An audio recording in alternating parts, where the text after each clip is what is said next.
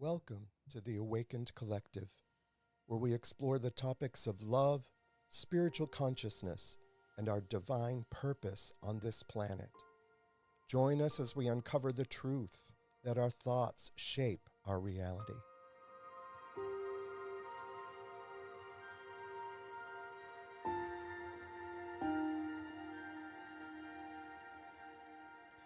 Welcome to the Awakened Collective. I'm Rick Gregory, and it is so good to have you here with us today. It's been a minute, and a special thank you to Daniel Anderson and Audio Alchemy Productions. If you are interested at all in the podcast world, you need to reach out to this guy. Danny, maybe you can put your phone number or something up there. But if you are interested... This is your show. Yeah, man, he is just always on the go. Every time I come into this studio, it's different. he's always improving and tweaking and changing things, and we just really appreciate you, Daniel. Thank you. So good to be here. And as always, I need to remind you that you have never been separated from your Creator, not for a nanosecond. We have never been separated from one another. You are the divine extension of your Creator's love on this planet by whatever name you choose to call your Creator. And like I said, it's been a minute. We had, I was away in Texas for our last week of Ascension Leadership Academy training. It was our graduation weekend, which was amazing. And was with 25 other teammates in a beautiful home for the weekend, and came home not feeling the greatest, and ended up with, even though I tested negative for COVID, there are a lot of friends around me had it, so it probably was that, but they treat everything the same these days anyway, and I was down for the count for a while. I think I slept for 3 or 4 days, which actually was pretty wonderful. But it's really good to be back. I wanted to, first of all, say thank you to all of the guests that I've had on all these last several weeks from Ascension Leadership Academy. The most recent one was Jules Bindi, who was in the first class in Austin, Texas. It was a pleasure having her, and so many of my other friends and classmates that came along to help out and share their stories of how they ended up along those paths, that path. And I just want to say thank you from the bottom of my heart. Thank you to all of you for coming out and sharing your story. And as I've said before, I've been to dozens of leadership courses and self-development courses and personal improvement courses over my career. And this experience with Ascension Leadership Academy, with its focus on emotional intelligence, just stands apart from the others. It really had an impact on me and continues to. As I just reflect on the things that I learned. So if you're willing to take a look at yourself, maybe you're feeling stuck, or life just isn't going the way that you had hoped it would go.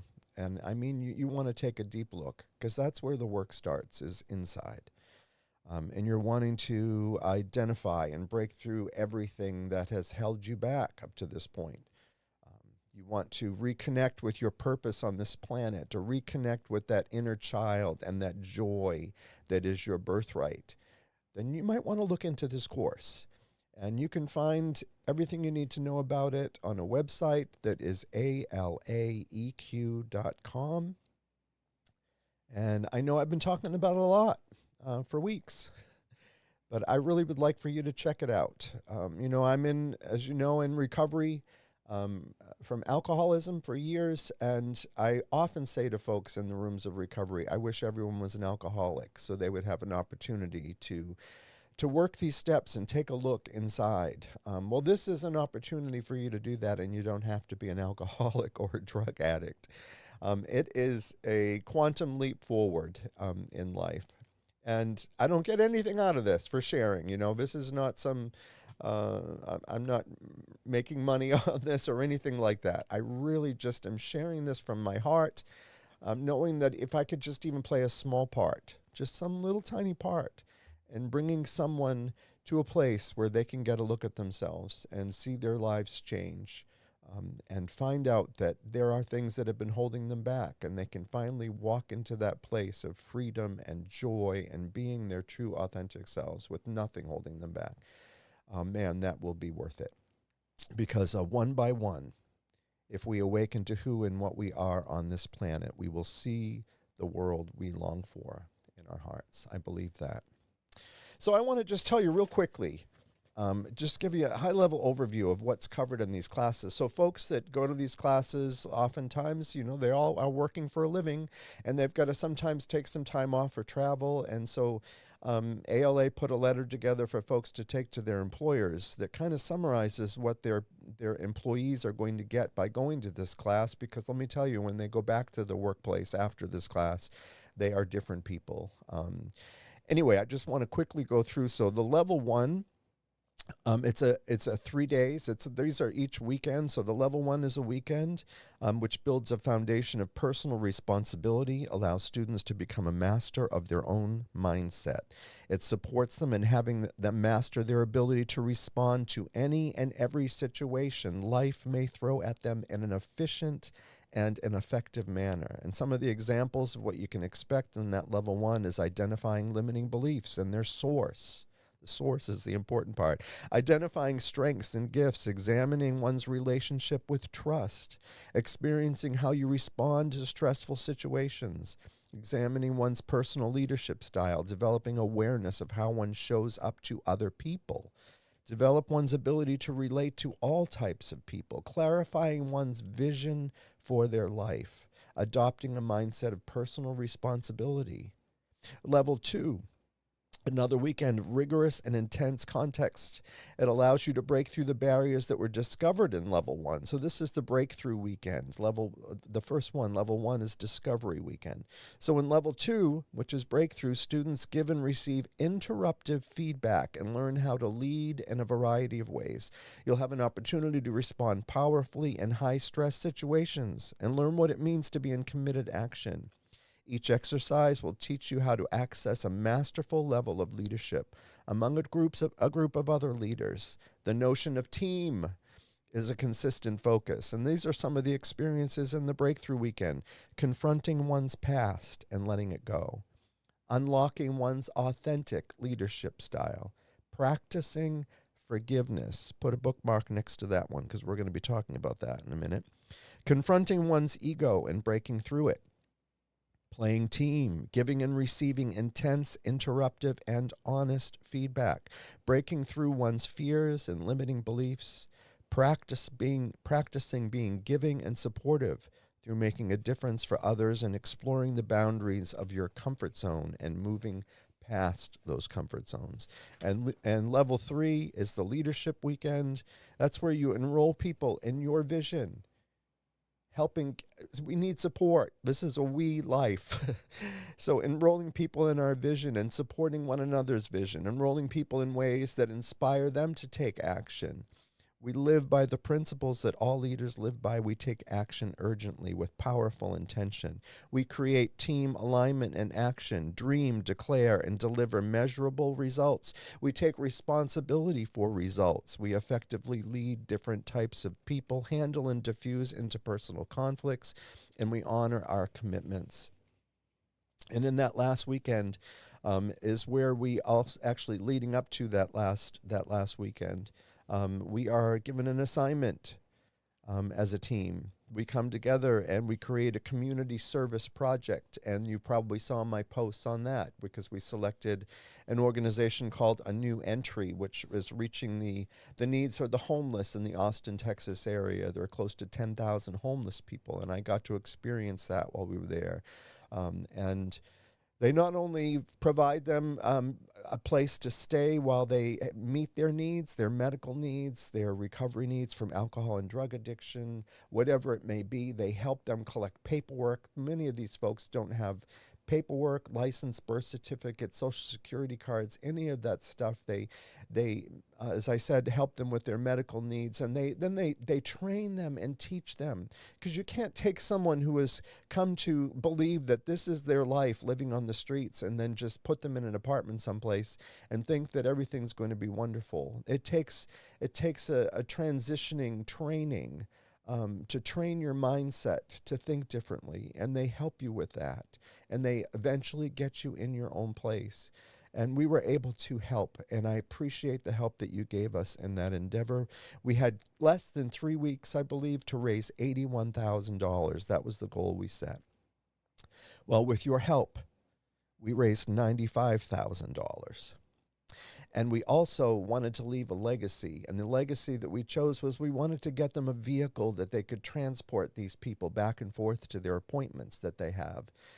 So our goal was to acquire a 15-passenger van. And let me tell you the work that went into that, the calls that were made, and all the folks that were reached out to try to see if we could acquire that. And sure enough, we found a company by the name of High Tech Motor Cars who donated a 15-passenger van. And we got to hand them the keys to that van and provide them this check for $95,000, knowing the lives that are going to be impacted and changed as a result. And you helped with that. Thank you so, so very much. Anyway, changing gears a little bit, it's topic time, as we say. And I want to get back to the topic that I said, let's put a bookmark in it on the list as I was going through, that has to do with forgiveness. And if you go back in some of my podcasts, I've talked about forgiveness probably a few times, especially I think it was podcast number 6. But I think that forgiveness is foundational to our physical, our spiritual, and mental health. It is so, so important that it deserves to be a topic on a regular basis because we forget. I have a forgetter. I think you probably have a forgetter too, but we forget. And so my question to you this morning is, so what if we have always been forgiven? What if there was never a time that we weren't forgiven? And what if we truly believed that and extended that grace and truth to ourselves and to others? How would we live? Would life be different? Thinking that if we knew what we knew today back then, we may have acted differently. And so we extend ourselves grace.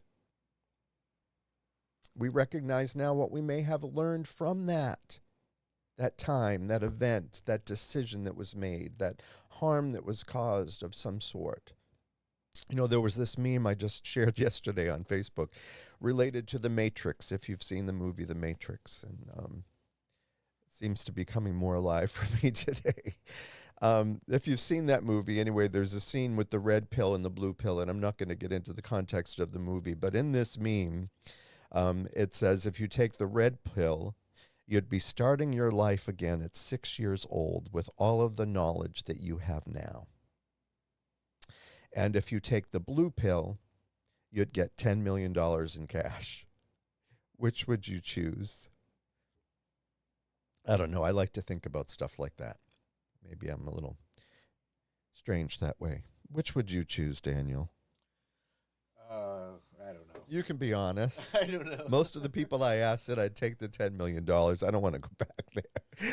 And I get that. But I have to wonder what my life would have been like if I knew at 6 years old what I know today. If I had the confidence, the knowing that all would be well. If I knew then that I was really never separated from the God that I understood that created me. I can't imagine that I wouldn't have made some different decisions along the way. And I also can't imagine that I wouldn't have had the opportunity to help a bunch of people come Look, along with me. here's the deal. Go ahead. I don't regret a single thing about my past, period, end of story. It took me a long time to get to that point. But everything that I went through, every mistake that I made, played a role in creating the man that I am today, and I'm genuinely happy about that man, and I'm proud of that man. He's put a lot of work into becoming who he is today. And so I don't, some of the things in my past were, scandalous, and those things were difficult, but I learned really difficult lessons as a result of those. And had I not learned those lessons, I wouldn't be where I'm at today. So I'm grateful for everything that I went through in my past. Yes, and you've heard me say that as well. I don't think I would change a thing.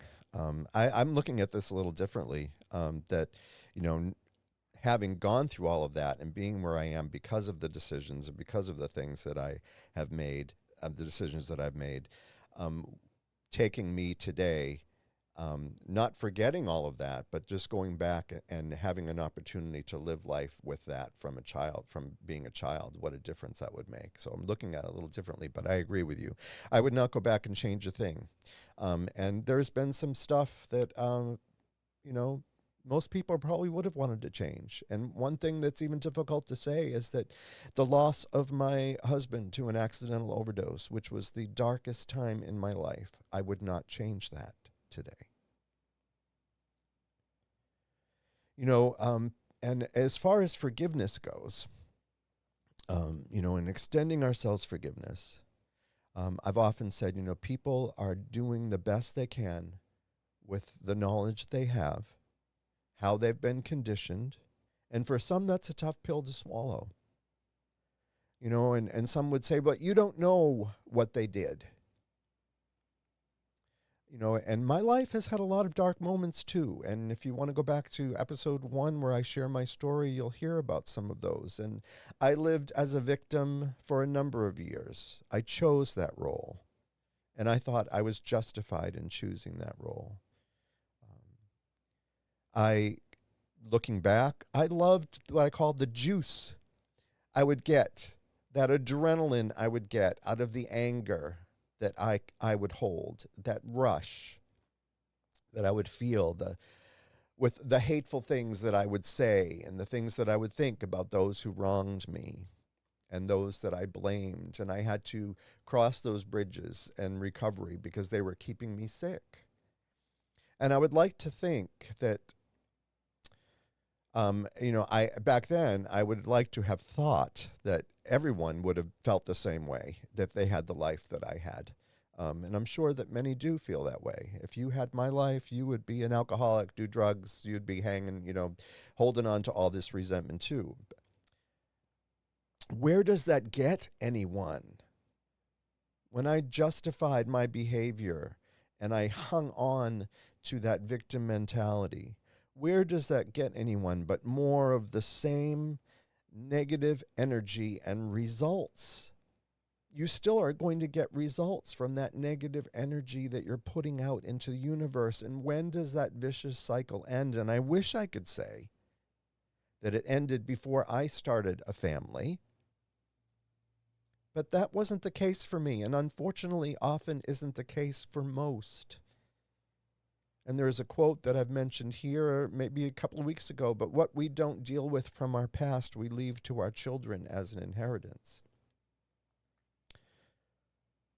That behavior and mindset just are perpetuated, and children are raised in that environment with that mindset, and they become recipients of that energy. And as such, many repeat the behavior, and the cycle of blame continues on, with it being the fault of the previous generation. Can you see how cyclical that is and how that will never end? And I had children who became alcoholics and drug addicts. They don't live that way today, thankfully. They had to do their own work. Thankfully, they got to do it much sooner than I did. So yeah, in that light, thinking about going back to being 6 years old with what I know now, I think I could help a lot of people along the way. But so I want to share a story with you, and I'm pulling this from memory. I am not reading this, and I share stories from the Bible often because I spent decades in the Bible. I was a pastor to church for a number of years. I don't align myself with how I perceive Christianity today. I believe in God by whatever name you choose to call God. God as power. God is love. God is a frequency. God is a place in which we can dwell that's within us. But anyway, the story is about a king who was settling accounts with everyone who owed him money. And he was going down his list, and there was this one dude who owed millions of dollars. I'm going to throw some numbers in there because obviously millions of dollars wasn't a thing back in the days of the Bible, but it was a lot of money. And I'm wondering, this guy obviously knew if it was that big of a sum of money, it was weighing on this guy's mind. It had to be on this servant's mind, which is what they refer to him as. So he called for these folks to come before him, and this one guy comes before him, and the king says, this is what you owe me, and I'm going to have you and your family thrown into prison until this debt is paid. And I remember reading the story for the first time wondering, well, how is that going to serve a purpose? If they're in prison, how can they pay a debt? And I'm looking at this story the whole time as if this is, the king is God and the servant is me. And, we do that a lot. I'm trying to make this like this three-dimensional thing. And so anyway, the guy is before this king, and he hears what's going to happen to him, and he falls down on his knees and cries and begs for mercy.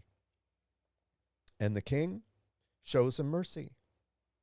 He forgives him right there. Says, basically, I hear your plea, and you know what? I'm going to forgive you. Your entire debt is gone. Now that man gets up, and, I always put myself in these stories, and I think of how would I have felt? Well, I hope that I would have felt freaking relieved, grateful. But as I said, this guy probably had this weighing on his mind for quite some time, because when he left there, he came across someone who owed him, say, $10,000. And he strangled him and then had him thrown in prison. And, the emotion that would rise up in me when I'm reading this story, thinking, how could he have done that? And so someone saw this happen, saw him, what he did to this guy that owed him a pittance, and compared to what he owed this king, and went back to the king and told them what they had seen that this man had done. And the king called for the servant to come back and said, what on earth did you just do? How could you, who has just been forgiven such a large debt, go out and demand that someone who owed you basically nothing pay you back and have him thrown in prison? And as a result, you're going to be tormented, and your family is going to be tormented. And I read this story and I thought, oh my God, this is awful. Is this really what God does to us when we don't forgive? You know what? This story today I see so differently. I don't see that it's God in us at all. I see that it is a story of forgiveness and what unforgiveness does to us. So this guy that had owed all this money,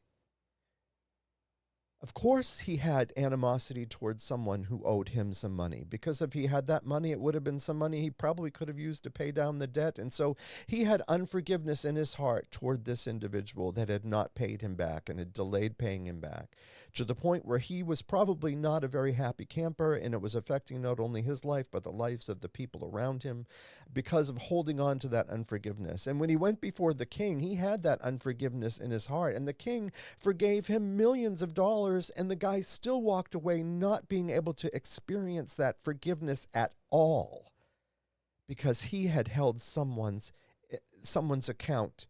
He had held someone else to account for what they owed him and was not forgiving that person. And that's what forgiveness and unforgiveness does, and that story is about what it does to us. It ensnares us.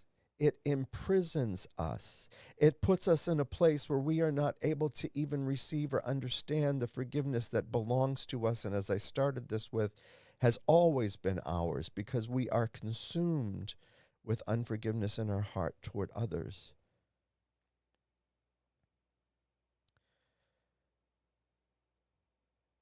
So what does that mean? I've shared this with some folks recently, and, there are ones who struggle a little bit with believing that people are just where they are based on their conditioning and their circumstances. And they think that by my saying that, I'm saying that we should just let everybody off the hook.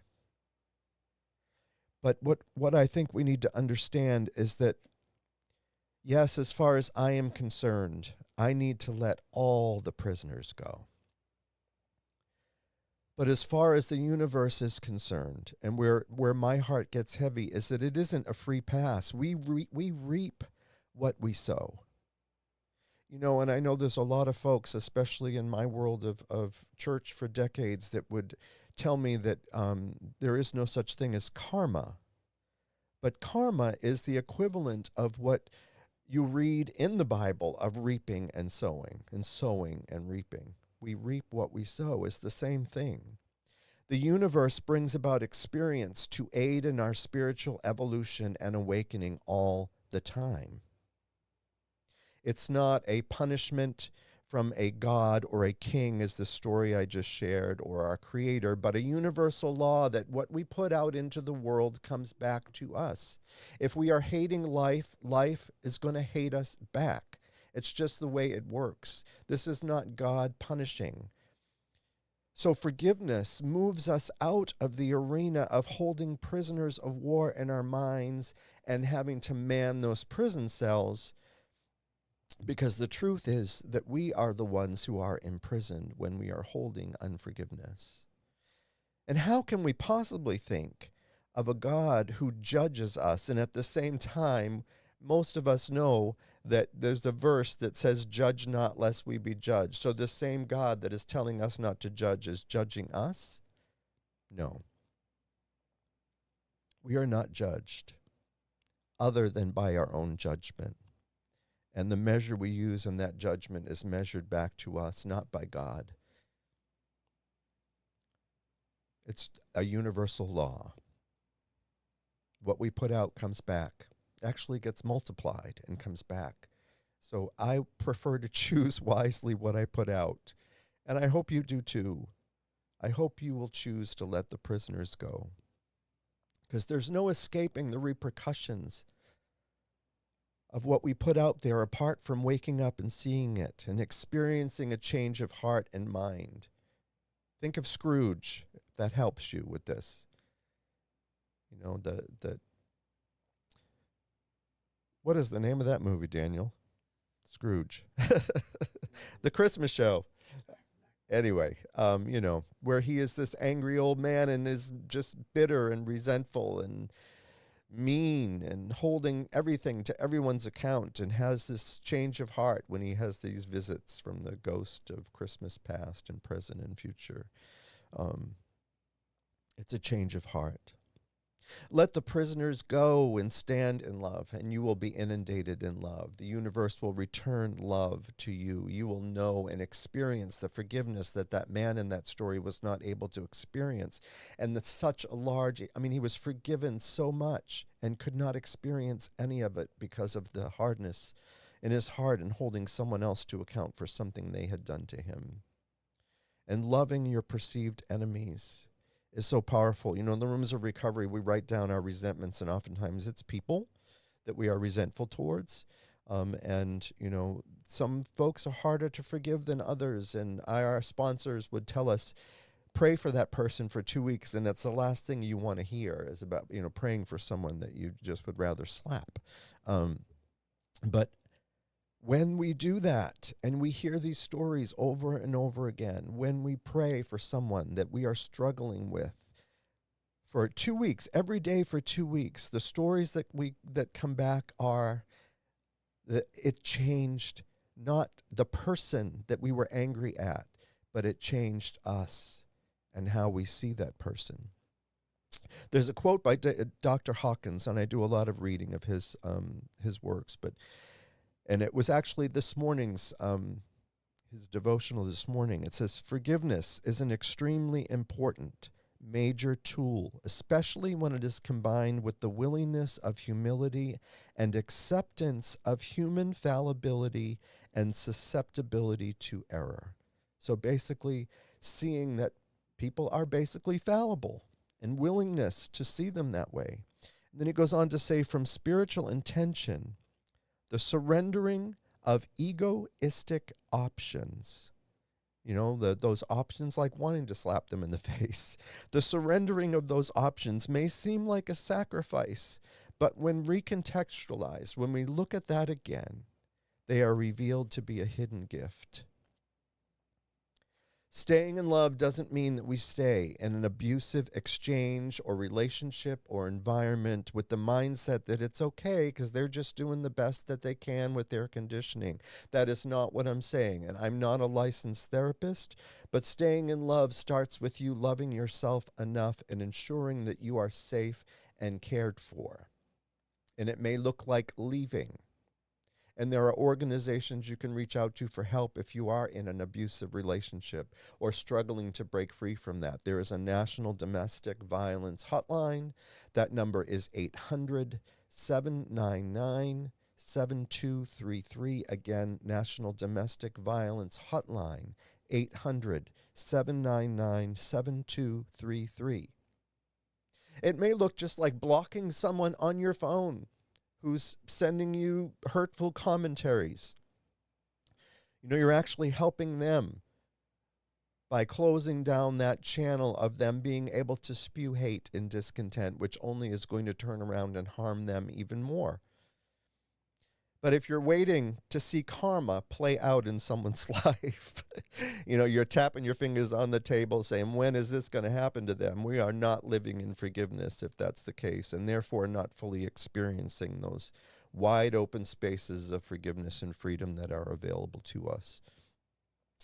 I believe we all come to the planet with a purpose to give back, that we all have hearts of service that are lit up when we are able to make a difference. But our thoughts are collected experiences and conditioning.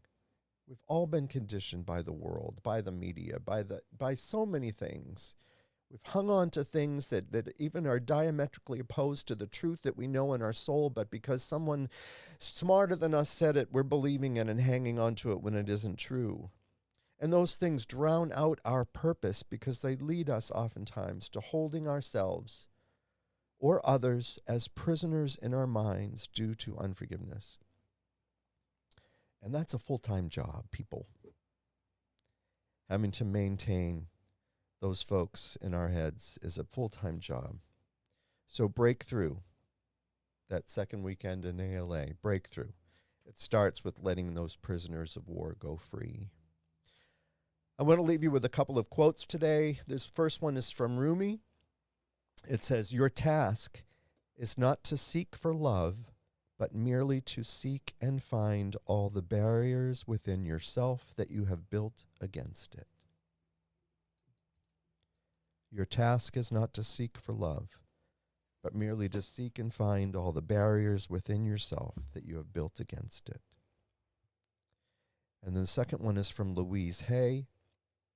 "Love is the greatest miracle cure. Loving ourselves works miracles in our lives." So I want to remind you how you can reach out to me. And if Danny could put up my website, you can always reach out to me here at my website. It's theawakenedcollective.org. It has links to all my social media, email, along with coaching services I provide, including a complimentary one-on-one call. Reach out. It's free. And, we can accomplish a lot in one call. And I have information I can send you, recommendations I can make to help you on your journey. But reach out. I want to thank you again, Daniel, and Audio Alchemy Productions. I love you and love you all. Thank you so much for being with us this morning. Until next time, my friends, I want to talk about thinking again. One time, several weeks ago, we talked about thinking and thinkingness, but our thoughts really do shape our reality, and it needs to be talked about again. So we may be touching on that next week, so join us. Love and kindness always, my friends. Until next time.